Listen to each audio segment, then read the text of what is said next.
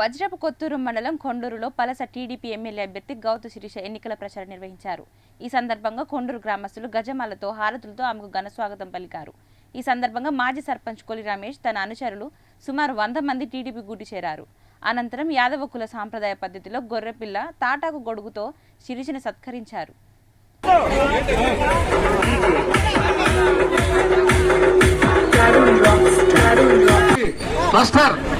మండల పార్టీ తరఫున స్వాగతం సుస్వాగతం.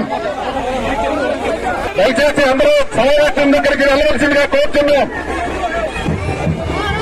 దయచేసి కొండవూరు గ్రామ తెలుగుదేశం పార్టీ కుటుంబ సభ్యులు రాష్ట్ర తరఫున స్వాగతం సుస్వాగతం. అలాగే దయచేసి అందరూ అర్థం చేసుకోండి.